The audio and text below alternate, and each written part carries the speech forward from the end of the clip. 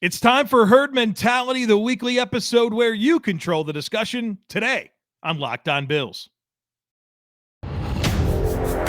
You are Locked On Bills, your daily Buffalo Bills podcast. Part of the Locked On Podcast Network, your team every day.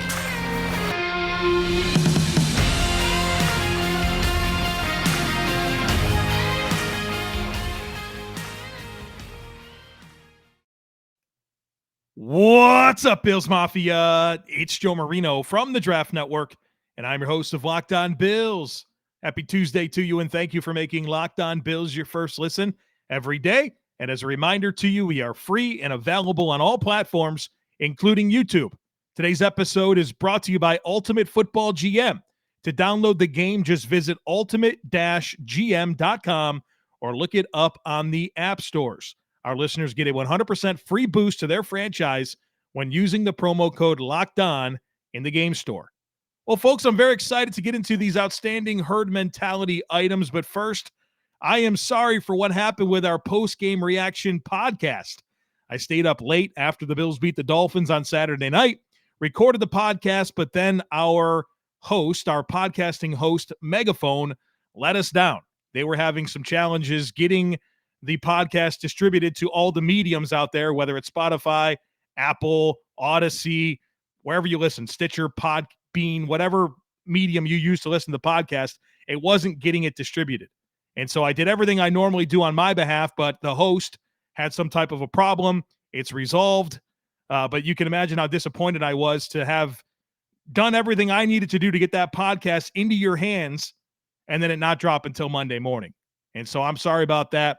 We'll get back to our consistency here. I know that they've resolved whatever issue it was, and obviously we don't really have a whole lot of issues. We've been doing this for a long time without any hiccups, but there were thousands of podcasts that were affected. I'm sure this isn't the only one that didn't publish like it was supposed to over the weekend. So sorry about that, but we're back into our rhythm, which I pride myself in being very consistent and you knowing what to expect from me and when you're going to get it so that you can have the podcast at your disposal and your convenience. But obviously, Megaphone let us down over the weekend, and we're back on track now. All right, let's get into these herd mentality items. First one comes from Bub. Bub says, just looking for a yards after catch update, and I want to shout out the tight end route running on both of the touchdowns. Yeah, I think, first of all, the tight end route running on the Q Morris touchdown and the Dawson Knox touchdown, excellent job, great plays. As for yards after catch update, the Bills are still struggling here. Only 4.7 yards after catch per reception, 25th in the NFL. So the Bills are still a bottom 25% team when it comes to yards after catch per reception. Paul says, lots to talk about with the Bills game, but the one thing that consistently irked me about the defense all night was the depth at which they had Edmonds and Milano playing. You could tell it was to take away the middle of the field from Tua, but in the end, they got gashed in the run because Miami's offensive linemen had free releases to the second level to helmet up on Edmonds and Milano. It happened on every long Mostert run. The Bills finally started making a few run stops in the second half when Milano started shooting the gap. Well, Paul, I think your analysis through the question is spot on. They played Edmonds and Milano with a lot more depth than they normally do to take away the middle of the field and kind of flood that and take away those throws that Tua has been killing teams on. And the trade-off was it was going to impact their ability to play downhill. And not only just because it makes it easier for the offensive linemen to climb to the second level and get those seal blocks, but also because it throws off your angles, right? You're used to playing linebacker from a particular depth, and your angles to play downhill and tackle are off. And the Bills were shaky all night defending the run. And part of that was because of the depth in which they played those linebackers. I mean, Edmonds and Milano clearly had their worst game together of the season, and that's why. But you have to go back to the trade-off. You did it because you wanted to take away the middle of the field from Tua, and I think for the most part you did that. And it was always going to come at the expense of being able to play downhill with the consistency that you'd like to. And so I think with Jeff Wilson being out for Miami, their best running back in terms of between the tackles, that was a trade-off that they were willing to live with. And so that's the deal there. And obviously they won the ball game. It was tight, but they won the ball game. And I would have chosen to take away those middle of the field throws with the the trade-off being some challenges playing downhill. I side with what the coaching staff did there. Ideally, you'd like to be able to take it all away, but I mean, it's it's not always that easy to do. And I think maybe the bigger issue was that the Dolphins' offensive line created some nice displacement against the Bills' front, and that was as big of an issue as the alignment that made it more challenging for Edmonds and Milano. John says, I just wanted to get your thoughts on the Bills' decision to not score a touchdown with 35 seconds left. If Singletary had scored, the Dolphins would have had to drive the length of the field for a touchdown with one timeout left. I thought it was a no-brainer right call for Singletary to go down, but there's been quite the debate brewing online on whether he should have just scored a touchdown. The weather being the main argument against waiting until the last second field goal with the possible snap and hold issues. Personally, after experiencing 13 seconds, 4th and 18 against the Vikings, and the Hail Murray, I was more than happy with the decision, especially with Hill and Waddle hitting a few big plays throughout the game. Also, I think our end-of-half game management has been much better this year than past seasons. Just curious if you think McDermott and Singletary made the correct decision there. So when it happened in real time, I thought to myself, man, I think you got to take this touchdown because I don't think Miami can go the length of the field and score a touchdown on you. But then the more I thought about it, I was reminded of the same things that you were reminded of and the explosiveness that is Tyreek Hill and Jalen Waddle. And the only reason you think about scoring a touchdown there is the elements, right? You're concerned about, even in a chip shot field goal, executing a snap and a hold.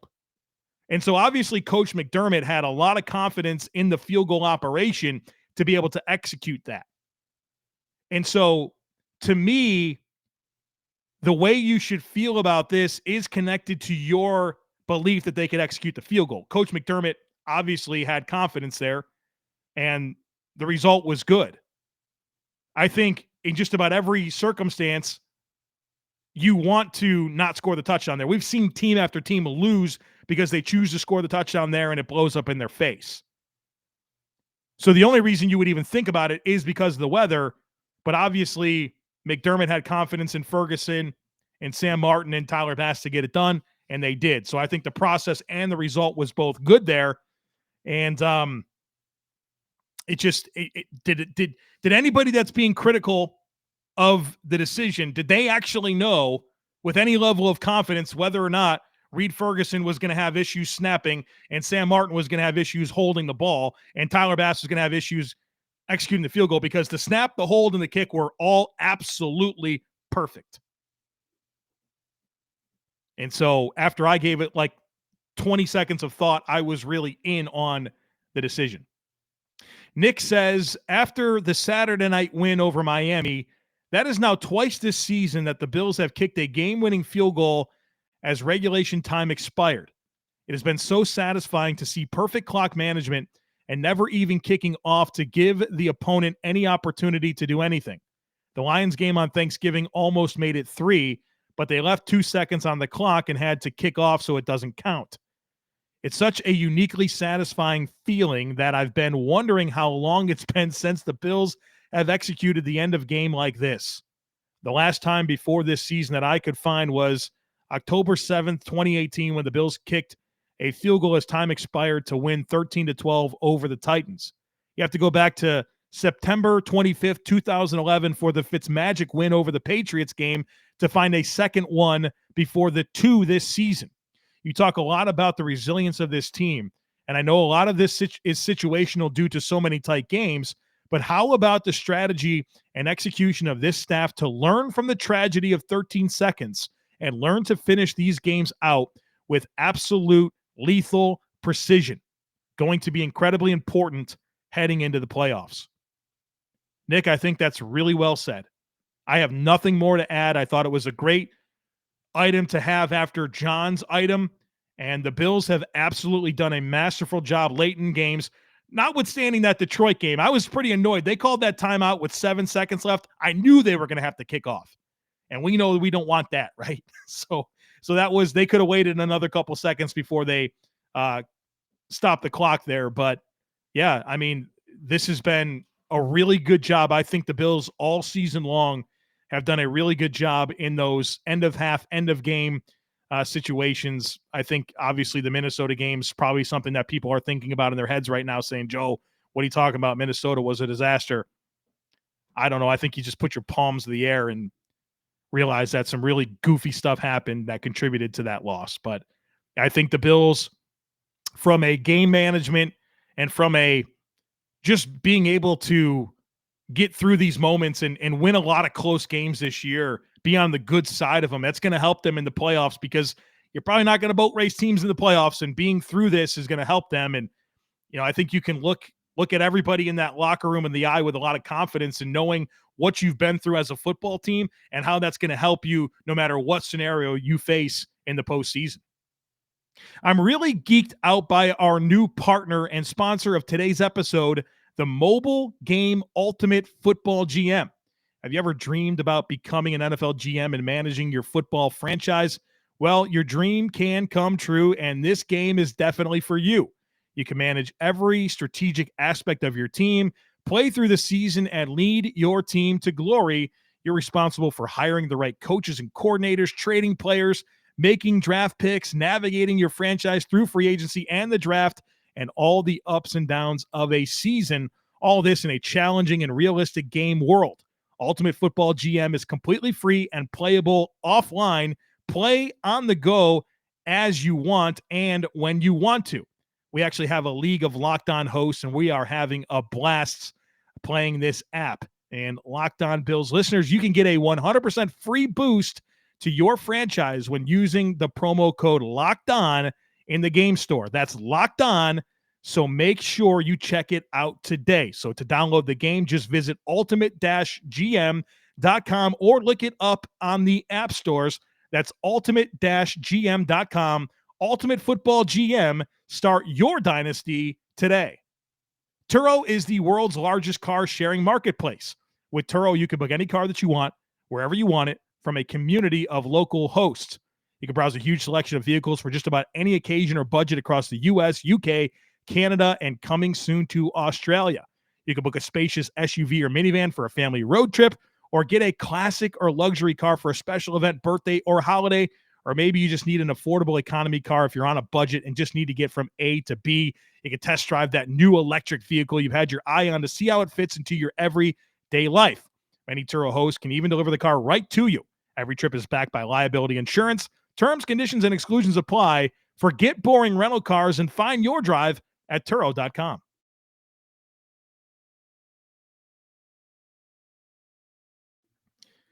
The next one today comes from Andrew, who says, why were the Bills cornerbacks playing up close at the line of scrimmage at times and allowing them to release? Trey on Hill, for example. Unlike what the Chargers did to Miami, Mark Sanchez was commenting on it during the game. Is he correct? Well, I'm not really sure what Mark Sanchez said. I don't listen a lot to the game analysts when I'm watching the Bills. When I watch other games, I listen to the game analysts. But when I'm watching the Bills, I'm really not thinking about what they're saying. So I can't confirm or deny anything that Mark Sanchez said. But I think what you're referring to here is there are times when you play your cornerbacks up on the line of scrimmage in the face of receivers, and you want to create a jam to disrupt the timing of the route.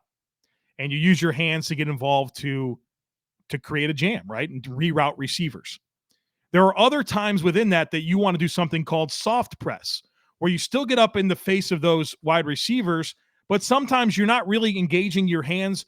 You're just crowding the release. You're staying in front of them and crowding it and keeping them guessing as to what you're going to do to them. Because if you continuously punch and throw hands, that's going to give them some clues as to what they need to do. But if they're expecting that punch and they don't get it, it's also in a way going to throw off their release. So sometimes there is that press man coverage where you get up on the line and you want to be physical, but sometimes that soft press is what you want to do to just give them a different look and still potentially accomplish the same goal because you're crowding the release, but they're not getting the contact that they're expecting, and that's naturally going to throw off some of their route timing.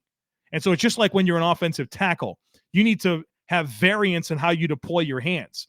If every punch and every set looks exactly the same, defensive ends and defensive linemen are going to pick up on that, and they're going to know how to beat you.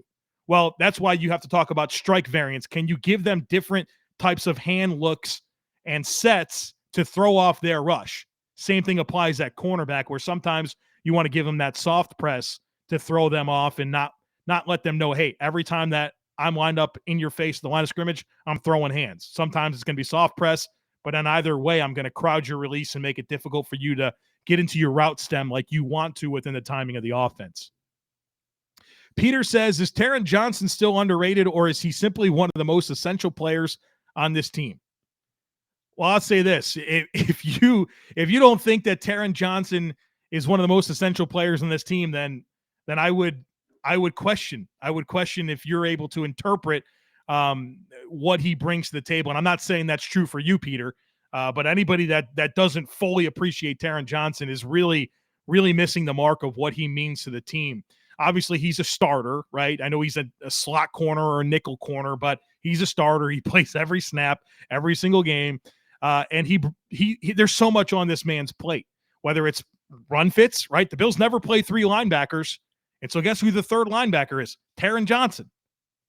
And then he, in coverage, what he does covering slot receivers is really difficult. You have to remember when slot receivers release into their routes, they're given a two-way go. They're never pinned up against the sideline. That's why you talk about on the outside, you got to be able to be physical and win those heavyweight battles as a receiver and as a corner, because that sideline's there. That sideline's there. You don't have that at your disposal if you're a slot corner. Every receiver that you go up against has a two-way goal. They have a two-way go. They can go inside or outside. And so he's got the hardest coverage responsibilities on the team, and he's also not a linebacker that has to play linebacker. I mean, he's critical to how the Bills want to play defense. I don't think you could play defense like the Bills want to without Taron Johnson. Critical player. So if you don't love Taron Johnson, you should love Taron Johnson because he's awesome. The next one comes from Nick. Nick says, is it too late in the season to improve tackling? Is better tackling a case of mind over matter and choosing to commit, or is tackling only improved in the offseason by bringing in better tacklers and practicing technique in training camp? Is it possible for the Buffalo Bills to erase our worries over tackling as we transition to playoffs, or is the Bills defense who they are? Look, the Bills have been a bad tackling defense every year under Sean McDermott, and anyone that's listened to this podcast knows that I've called that out routinely, and I think people are seeing that this year because this is one of his worst tackling defenses in a long stretch of bad tackling defenses. And it's pretty remarkable to me how consistently good the Bills defense is despite being bad at tackling. I want to give you some numbers here. This is year by year, the Buffalo Bills under Sean McDermott, and how many missed tackles the Bills have per snap. So how many snaps there are per missed tackle. Does that make sense to you? So if I give you the number 10, that means 1 in every 10 snaps that the Bills play on defense, they miss a tackle.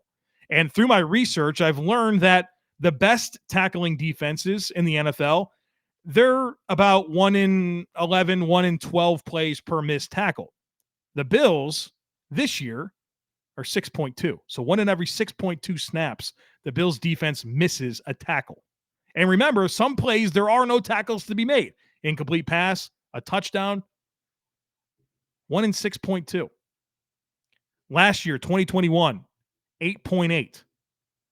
That was actually the best tackling defense the Bills ever had was last year. 2020, 5.5. That's terrible.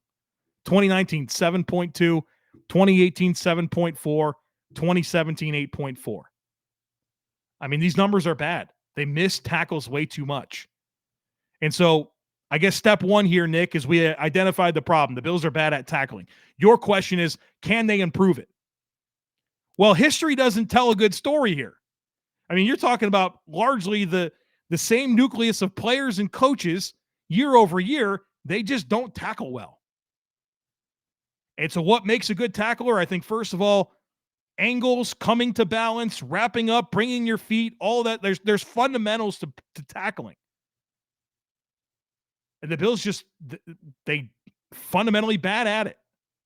They fall off tackles, they whiff, they dive at ankles, they go for the ball and not get the guy down. I mean, there's a lot of issues. I don't think it's any one thing, and I don't know that it's magically going to be fixed overnight. But obviously, if you're Coach McDermott and Leslie Frazier, this is a huge point of emphasis in your meetings. Everybody on that team can tackle.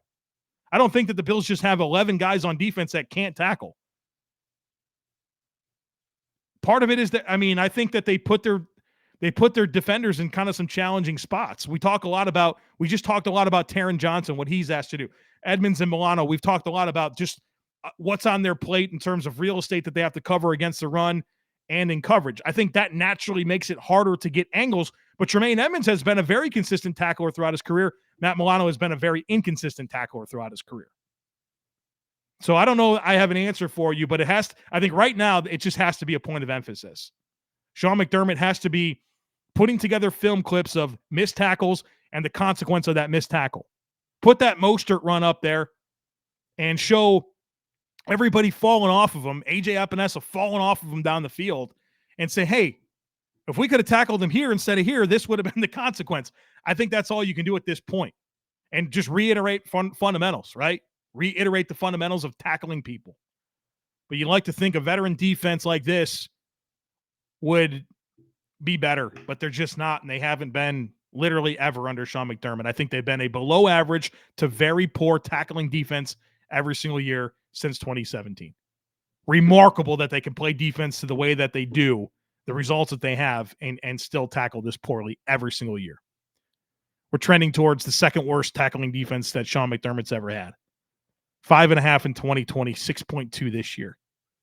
And then last year at 8.8, which is still below average, was the best tackling defense Sean McDermott's ever fielded. Justin says, I see a lot of people complaining about Ken Dorsey's route concepts this year. I did notice in the Miami game a lot of wide receivers running to the same area, not spacing the field great. What do you see and think of this? Well, I think there's the main thing that we have to be mindful of is I think the Bills give their wide receivers a lot of freedom to run routes.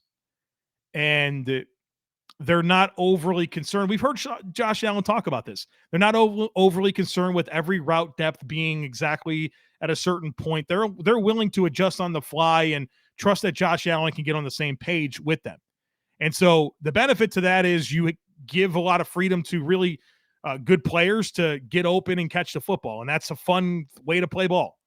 The downside of that is you have some spacing issues. And we see that quite frequently with the Bills. I thought early in the season in the red zone, it was a problem. But yeah, you see it all the time. And that's a good example of the throw down the sideline that McKenzie almost caught. He was right there. Gabe Davis is there. You're never supposed to have two guys in the same spot, especially down the field like that. And so I think it's just the creativity that Ken Dorsey gives the players to run routes and adjust on the fly.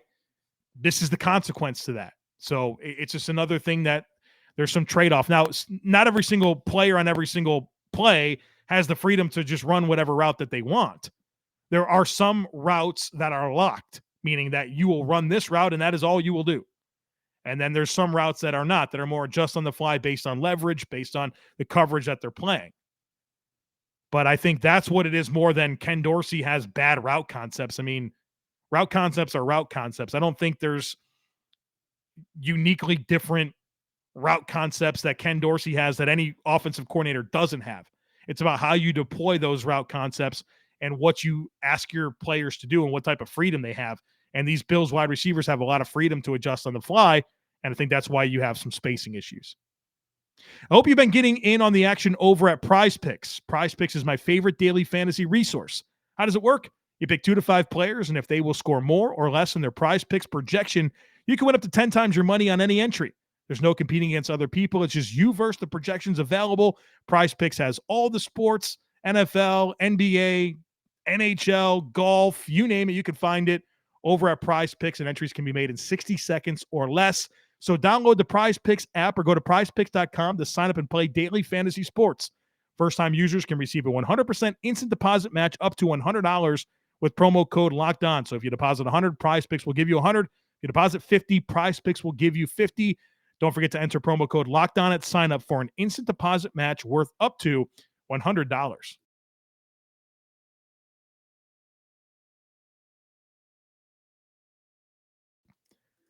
All right, we got a few more to get to here today. The next one comes from Daniel. Daniel says, I got a herd mentality question, and honestly, it's one I hate to ask. Do you think Cam Lewis gets cut before the end of the regular season, perhaps to make room for an IR return? I want nothing but the best for him, but with Marlowe, Rhodes, and hopefully Benford returning, he's very replaceable, and unfortunately, he's had 2 plays now in which a game was cost the Vikings, he referenced, and then a close second here with the roughing the kicker. McDermott is a guy that relies on trust, and I don't think he has that with Lewis now. You know, Daniel, and everyone's going to have the answer to this before this podcast releases. But if Ike Bucker is activated today, Monday, when I'm recording this, from injured reserve, I think there's a strong case that the corresponding move should be Cam Lewis being released, and then you put him back on the practice squad. I don't know that teams are going to be lining up to sign Cam Lewis through waivers. Maybe they will. If they do, oh well. But I think that you have to look at Ike Bucker, or even you mentioned Christian Bedford, as Cam Lewis being that guy in line to get bumped off the roster to make space for somebody. So to me, yeah, him and Justin Murray feel like the bottom of the roster type guys that would be next in line to be cut. I mean, Cam Lewis, I know he played well in that Houston game last year, but I think he's cost the team more than he's helped it. And it's unfortunate. I know he's a local UB product, but I just don't know if he can cut it. And it's not just because he had a mental mistake and tackled the punter and damn near cost the Bills game. I just don't know that he's been consistently enough and net positive to this team. And I appreciate that he's been willing to embrace safety. But like you said, Dean Marlowe is a better safety than Cam Lewis. I'm sure of it. Dean Marlowe has experience playing in the slot. Dean Marlowe can play teams. And so I'd be leaning more into that than the mistakes that Cam Lewis has made this year that's hurt you. John says, how often do you watch the All-22 and see a major impact you didn't during the broadcast itself? Watching live, it felt like Trey is just about back and Elam played solid, but I'm sure the film tells more of the story for our cornerbacks.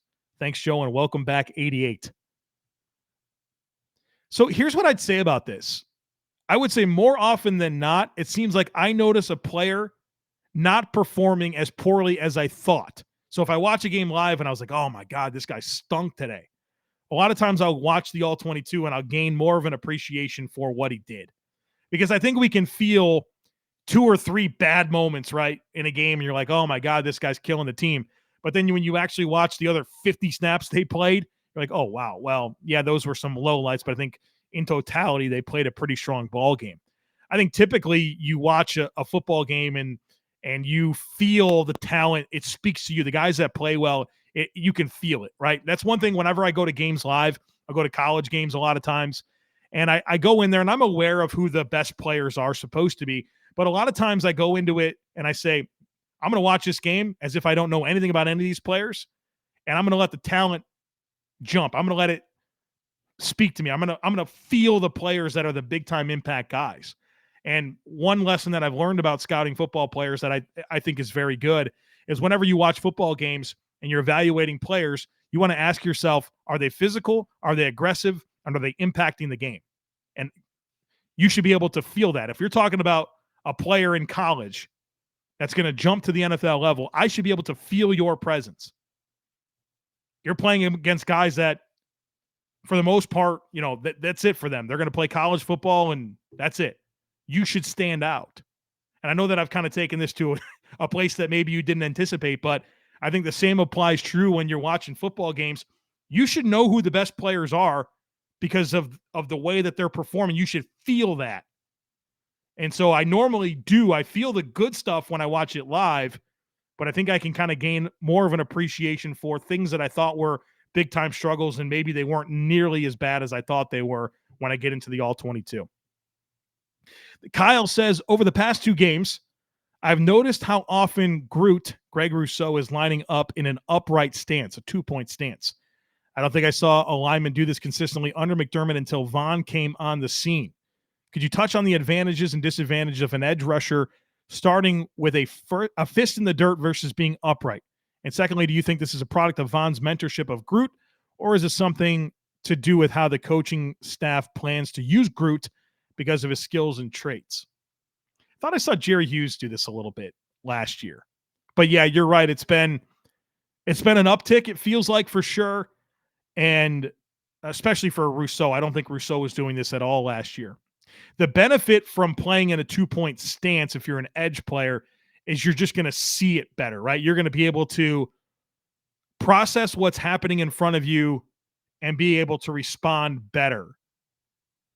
I think the disadvantage for most players is that it takes away from your get off.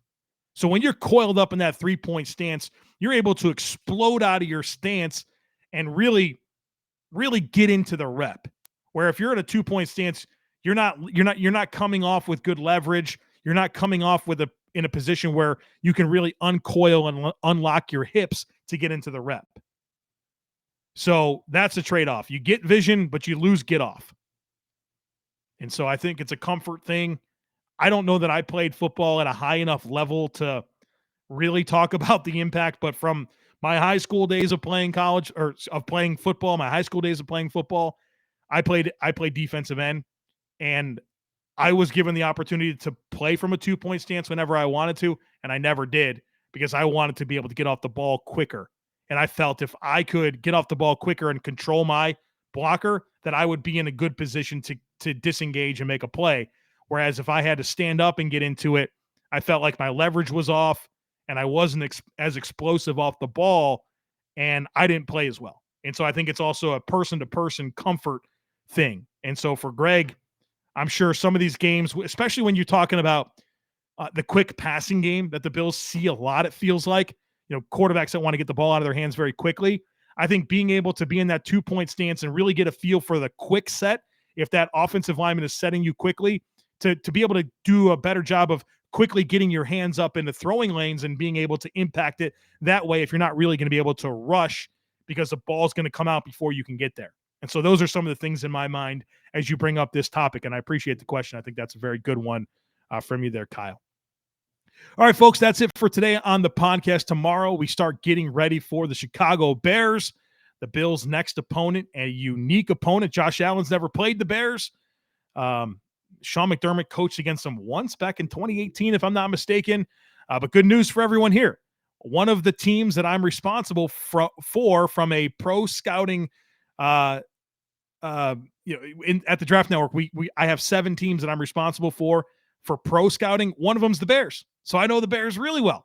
And so I'll get you guys ready for them over the next few days and talk about all the challenges that they present. They're a young football team. They got a bad record, but they're scrappy. They play hard. They got a really dynamic quarterback. Their defense is hungry and gets after it. So we'll break it all down here tomorrow and the rest of the week here on the podcast. So don't miss anything. Make sure that you're subscribed.